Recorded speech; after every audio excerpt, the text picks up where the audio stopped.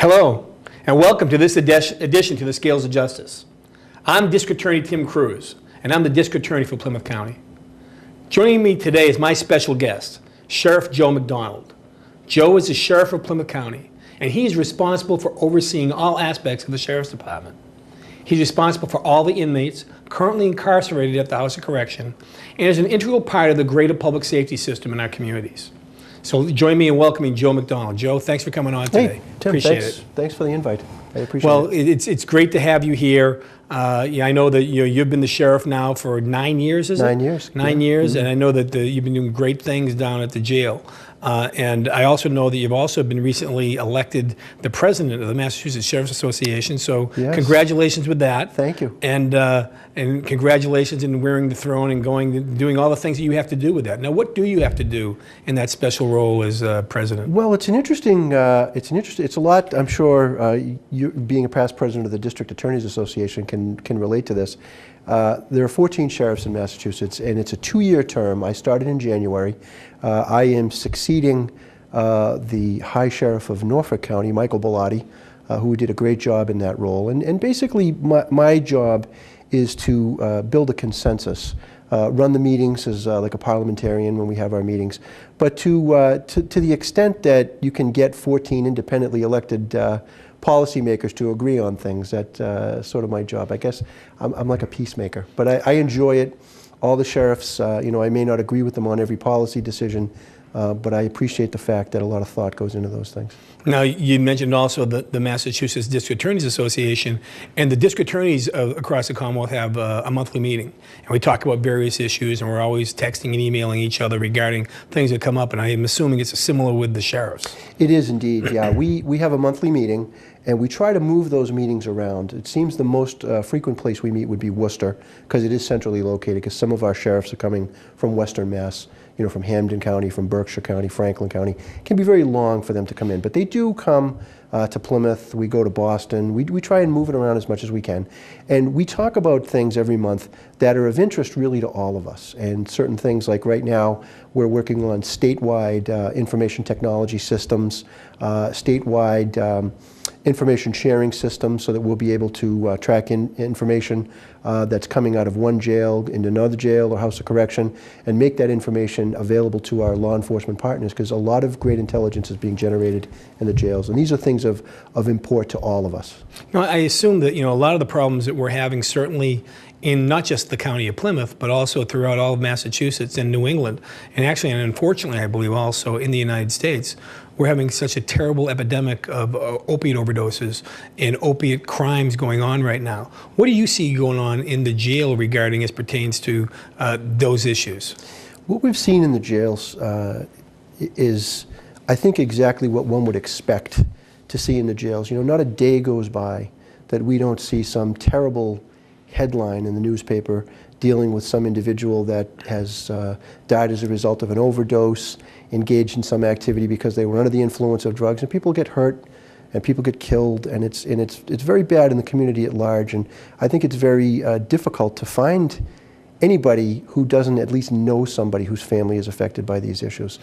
It's ubiquitous. It's everywhere. When you see an inmate come into the jail, for instance, is there a procedure that happens to that young man regarding perhaps to see whether or not he is currently under the influence of a drug or alcohol? And how does that procedure work to make sure you can help that person so they're not hurting themselves, especially at the outset? Sure, yeah. Indeed. As I said before, we see a lot of these issues that we see in the community at large amplified in our population as they're coming into the jail. So we're seeing a lot of people, in the past, the numbers, had been steady, but we're seeing an uptick. And historically, alcohol had always been the drug of choice. And although alcohol is still number one, when you look at all the opiates combined, it actually exceeds alcohol abuse. But when people come in to the correctional facility, we assess them. There's an intake process, and there are people that we see for the first time, and it will be a lengthy process because we've not dealt with them before. And you get there, they're booked, they're identified, they're photographed, fingerprinted, and we do basically like a health questionnaire with them. We do have a full-time medical unit which is staffed We have physicians within the correctional facility and a nursing staff and a health unit. And we will assess that incoming inmate to determine what are their medical needs. Are they on prescription medications that we need to know about? Are there any issues that they're presenting with that particular day? We've seen some stories in the press of people actually overdosing in courthouses now. Right.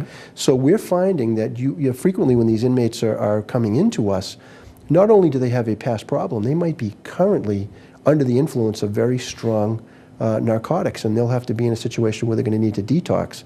Frequently, they'll, because we have a medical unit, we'll be able to do that. But those are things we need to know about on the way in. So detailed medical intake is done to determine what their health issues are, medications that they're on, and any drug use, any illicit drug use they've been doing. And I'm guessing you're seeing more and more people come in with the fact that there's not enough beds and facilities for individuals who may be addicted to drugs, and maybe perhaps a judge wants to have somebody go to, say, Section 35, and maybe you can explain to what Section 35 is. Sure, yeah. Chapter 123 of the Mass General Laws, Section 35, deals with situations where individuals are a danger to themselves or to others by their use of drugs and or alcohol. And you have individuals who, by doing those things, engaging in those behaviors, have endangered their own lives and frequently the lives of others. And because the state has a dearth of beds, there's not enough places to put these people, we're finding that I think the judiciary, erring on the side of caution, is when there's another criminal charge that is accompanying this, sending that person to us, at least knowing that they're going to be in a safe and secure setting where they'll be able to detox. And also what I hear also is that, unfortunately, the biggest detoxification center we have in Plymouth County is the jail. Yeah, and that's true.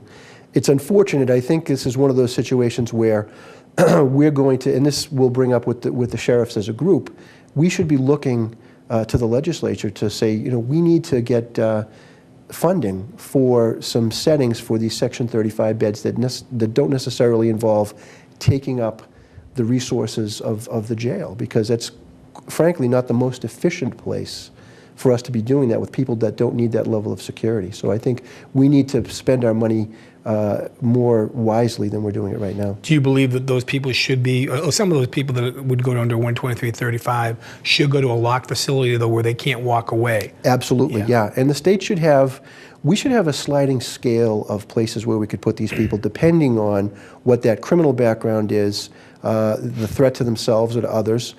We should be able to put them into the jail if that's what needs to happen, because we're equipped to deal with that, or put them into a locked facility that isn't necessarily the jail or something run by Department of Corrections. And those that although they clearly need this type of service, aren't necessarily a security risk or a threat such that we have to put them in a locked facility. We should have that option as well. Yeah, no, and I think you guys do a great job down there. I know I've talked to lots of parents that have kids that unfortunately are hooked on some form of drug, whether it be opiates, whether it be oxys, whether it be heroin. And many times, many parents have told me that the only good night's rest they've had is when they know that their child is in the jail, because at least they know they're safe, and then they know that they're not using, or they hope that they're not using down there, because unfortunately there's always all sorts of issues going along there. And sometimes there are drugs inside the institution. Yeah, and that's a great point. One of the things that we've done at the House of Correction, and I think it's probably one of the best things that we've done, is we've created this team. It's called the IPS team, the IPS, Inner Perimeter Security. And it's a model that was started by the Department of Correction. And when I toured correctional facilities and saw this, I thought it was great. And basically what they are experienced corrections officers who are essentially a police force for the jail. And what they will do is they will cultivate, as good detectives would out on the street, a network of informants. They monitor the mail that's coming in. And one of their jobs is to see that we really have a handle on whether or not individuals are trying to smuggle drugs into the jail. And you would think that would be the last place you could get drugs, but we catch it all the time. So that's a testament to the fact that our guys are really good with that, but it's also a testament to the fact that people are trying to get drugs into the jail every day. And that would be not just maybe through the mail, but actually people may sometimes occasionally try to bring it in. Correct, yeah. We have inmates. In the House of Correction, our population in the jail is much more dynamic than that of DOC. People who are at correctional facilities at the county level generally have open cases. They're either pretrial or they've got other cases that are open even if they're serving a sentence. So they're out of there very frequently. They're going to court, they're coming back, they're sometimes going out on work crews and things like that. And the opportunity does exist. We have the county farm. We have to patrol that very, very carefully by use of canines and our inner perimeter security so that we're right on top of those things so that we can make sure that it is impossible or as near as impossible as you could be to keeping drugs out of the jail. What is the drug of choice if a drug does get smuggled in somehow? What is the drug of choice inside the Plymouth County House of Correction? Well, as the inner perimeter security team has been finding, the drugs of choice are very much like what they are on the street. A lot of times it's your opiates that are definitely the drugs of choice. Things like the oxys, the heroin is really the biggest problem. You've got so many ways, and they're so clever in the ways that they smuggle these things in. We're very careful about what inmates go out to work in the work crews, but very frequently what happens is, even though they've been screened very carefully and we know that they're nonviolent and they don't have these drug issues, other inmates will approach them and say, either you bring back a package that's going to get dropped someplace and bring it back to me, or I'm going to injure you here inside the jail. So sometimes, if let's say we had a work crew that was going to work in one of our local towns, say a public building, and our canine unit would go to that location, we'll screen it before the crew gets there, and if it's clean, then that would be the end of that. But very frequently what we find, or I shouldn't say frequently, but occasionally what we're finding are that packages of contraband are left there, and the canines are finding these, and then other problems and prosecutions ensue from that. But we're very careful about those things, but even things that you might not even think about, something as innocent as a child's drawing. We're finding that what people have been doing is taking a piece of paper and soaking it in a solution with the opiates in the solution, drying the paper so that the opiates are now within the paper, and what appears to be a Father's Day card is really a delivery system for drugs. And when you find the inmates tearing the paper and chewing the paper or consuming the paper. So these are the kinds of things that our inner perimeter security guys are up on top of, and things that we try and let other correctional facilities know as intelligence that really keep us a step ahead of the bad guys. Is that pretty similar with the other sheriff's departments also? Yes, it is. And when you see it at one correctional facility, there's a very good chance that it's happening at other correctional facilities. And if it's not happening yet, it's going to. So one of the things that we'll discuss as sheriffs when we meet will be those very issues. And we very frequently make sure that our security people, our corrections, our IPS team is talking to the DOC IPS team. We all train together. So the various counties, we have a pretty good book on what's going on in other counties, because if we haven't seen it yet, we're going to. Well, once you get one of these inmates that come to your facility, perhaps for the first time, or perhaps you haven't seen that person in a while, and once the medical team makes an assessment of them, and say that they have gone into whatever it is that you may have, whatever portion of the jail they go to, are there any substance abuse programs inside the jail itself to try to help these young men to straighten out their lives? Yeah, that's one of the things that we've considered to be very, very important. One of the things that when I was elected sheriff, it was not lost on me that virtually everybody that was in the House of Correction or that comes to the House of Correction is coming back out into the community at some point. So to that end, it's been very important to me, and I know other sheriffs in the past as well, that we have as much as far as resources dedicated to substance abuse programs. So we do have those available inside the correctional facility. Those programs, when people come in, that initial screening, what we call the intake, we do have substance abuse people that come and speak to those individuals, because very frequently they do self-report that substance abuse issues, or if we've seen them before, we'll know what programs they've participated in the past. And there are entire housing units that are dedicated to getting people into these programs and through these programs. And it's an unusual circumstance that an inmate who self-reports substance abuse wouldn't participate in those programs. But yeah, they are available. Now, I mean, obviously, these are voluntary programs, and people don't have to do them if they don't want to do them. Correct. But is there any additional benefit on top of the fact that maybe somebody has finally felt they've reached the end of the road? They don't want to do this anymore. They want to change their life. On top of that, is there any benefit also that they can get by doing that at the jail? There is. There is the benefit, as you say, of hopefully turning their lives around and beating the addiction.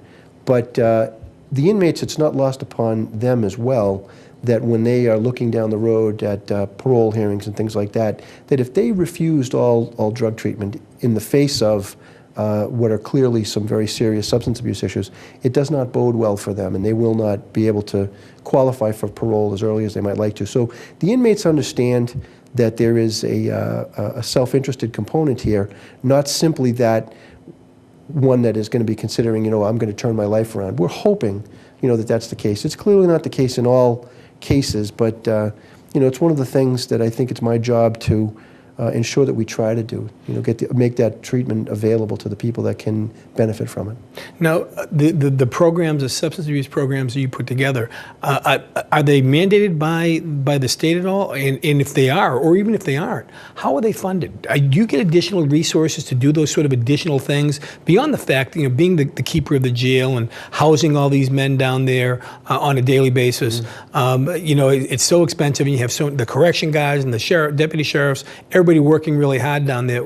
Is there anything down there as pertains to additional resources that perhaps would be a good thing that if you were able to get it, but if you can't get it, you can't get it, and therefore you can't do it? Yeah, and that does happen sometimes. It's unfortunate. Our state funding, has been somewhat tenuous over the years. But one of the things that has been a savior to us on many of these programs are state and federal grants, and we have people whose job it is to pursue those grants. And there are substance abuse grants, there are educational grants, and all of these things I find fit into that rehabilitative philosophy that we have at the House of Correction. So a lot of the stuff that we do is very heavily dependent upon grants, and I pray that the grant funding availability improves, or at least remains at the levels that they are right now, because we could always utilize more and get more people in for these treatment programs. And I think, to the extent that we're turning some lives around, and, I'm of the belief that we are, it's a great thing. Is there any way to measure that level of success, just by the lack of recidivism, maybe? Yeah, historically, there really hasn't been a way to measure that. We all talk about recidivism, and, what we need to do is we need to unify our definitions of things, talk about, what period of time, post-release. We have a great handle on what people do, or are required to do, or optionally do, while they're with us. But after they leave us, we really don't have any control, other than incentives that we can provide for them to get them into these programs. But recently we have found that a lot of our local colleges, particularly Bridgewater State College, has approached us. We do have some grant money that is being used also to fund these recidivism studies, so that we're going to find out what programs appear to be working, which ones aren't. But I was very grateful. I had a meeting several months ago with Bridgewater State, and a lot of them at Bridgewater the professors are saying that they've got graduate students that are working on PhDs, master's degrees, that are very interested in conducting research in this field.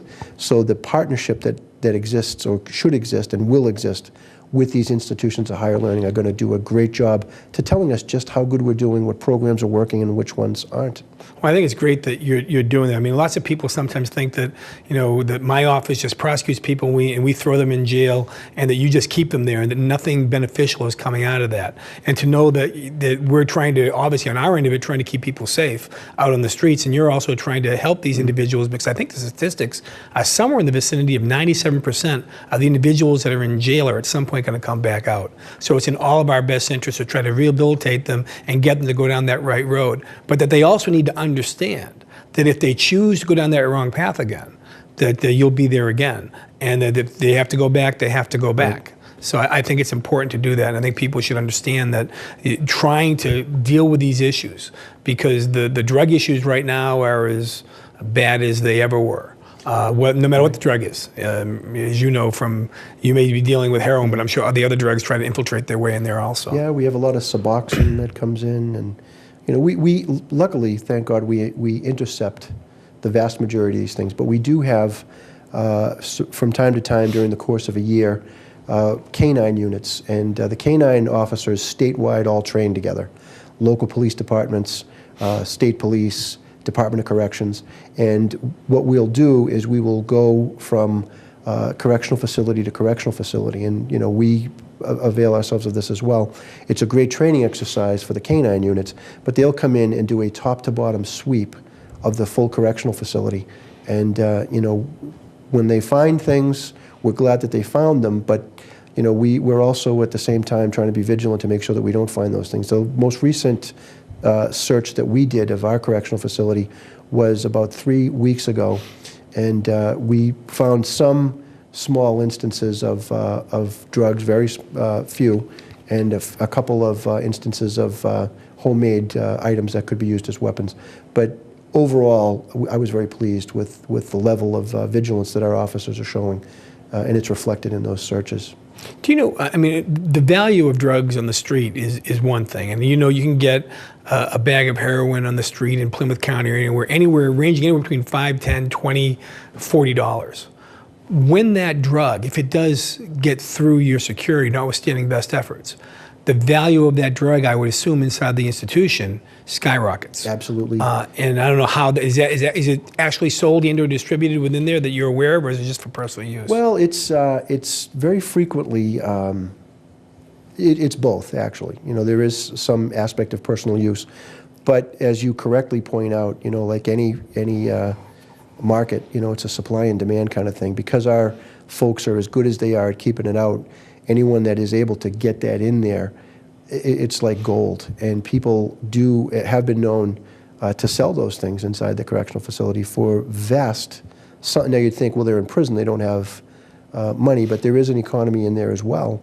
You have the inmate canteen, so that the inmates, they've got their own funding, and very frequently we can find out, and this is a great intelligence gathering tool, our transfers of money going on between people's canteen funds, are people buying a lot more of the luxury items, snack foods and upgraded sneakers and things like that through the canteen. So we do monitor those things, and frequently that tells us who may be selling and who might be buying these things.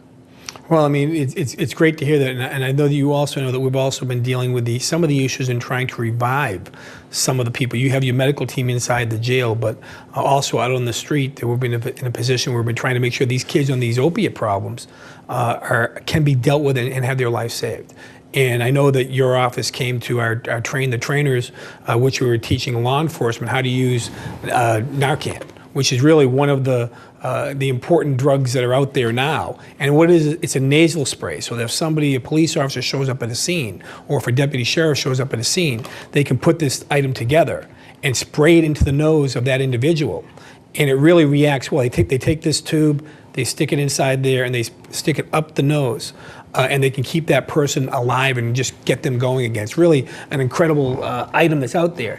And if by some chance, if a law enforcement individual is not in that position to know exactly what he's dealing with, if they're not dealing with an opiate overdose, that does not hurt them, which I know is a great thing. It's a great thing to have and to be handy. And I know that we've all talked about getting it out there more and more to all the law enforcement, because EMTs and firefighters already have it. And unfortunately, we're also dealing with, parents have it now. The parents can get it through various agencies that are out there dealing with, the issues that we're all dealing with nowadays with our kids and stuff. I'm glad that you bring this up, and I want to thank you personally for your efforts to bring this stuff to the first responders, to the police, because as sad as I am that we need this, it is absolutely essential that our first responders have this, because the stories that I have heard, and thank God I haven't experienced it firsthand, but I am going to go through the training myself and make sure that I have some in my vehicle as well, of individuals who were dead. They were dead from an overdose, who were able to be brought back by means of this. So when I hear that your office did that training, I made sure that we had folks that were there, the trainer, and they'll train us. but I think it's so important. It's a wonderful thing for us, a resource for us to have, and I personally want to thank you for that. Well, and part and parcel of this is also the, dealing with the drug forfeited money that we deal with. As you know, from being a former assistant DA in Plymouth County for many years, when we go after a drug dealer, we take their assets. We also will take their money. And we're allowed, once we take their money, to put it back into our community. And although half will go to the police department, we take those monies and put them into a variety of different things, one of which is these Narcan programs that we put together with the police. So I think that it worked out very well. Joe, I know that there's not a lot of time left. I just want to briefly talk about, if we could, the prescription medication disposal program that is up and running in Plymouth County. Now, perhaps you just give us a quick overview of that. Sure, yeah, I appreciate that. Well, as you know, it's a program that we couldn't have done without you and your office's cooperation. It's something that the idea came when I went to the International Association of Police Chiefs, the IACP convention, and essentially saw these med return boxes. And one of the things that I think is a gateway for later big drug problems, as you well know, are people that get their hands on unused prescription medications that are sitting around houses. And these boxes are great. They're in almost all of our communities here in Plymouth County. And people are able to take their unused medications rather than flushing them down the toilet, which causes other environmental problems. But they're able, without any questions, to take it to the local police department, go right into the lobby, open that secure box, and dump the medications right into that box, and they'll be sent to Covanta Energy, and they'll be converted into energy and destroyed. So it's been a great partnership with your office, and I really appreciate that. It's us, the Plymouth County Police Chiefs, you guys at the DA's office, the Department of Public Health here in Massachusetts, and Covanta Energy. It's really been a great program. Well, and just to let you know, I don't know if you know yet, but actually from 2013 and 2014, just in that brief time period where we kicked it off in October of 2013, there's been 0.93 tons of prescription medications destroyed down at Covanta, which is 1,860 pounds. And that's just a great thing, because those are off the street. We're hopefully helping people so that they're not going to get hooked on these terrible, terrible drugs, and to make sure that we can also get something positive out of it and get some energy out of it and keep the environment a little bit safer too, so it doesn't destroy that. So, for your efforts in that, I certainly thank you to make sure that we can continue to work and try to deal with this terrible addiction that's out there right now. And the only way that we can do that is through cooperation and communication. So, Joe, I just want to thank you for coming here today and coming on the show. But I also want to thank you for really doing such a great job as our sheriff over the course of the last 9 years. There's so many different things going on, and you do a tremendous job. So until next time, I'm Tim Cruz. I'm the Plymouth County DA, and I'll see you on the Scales of Justice.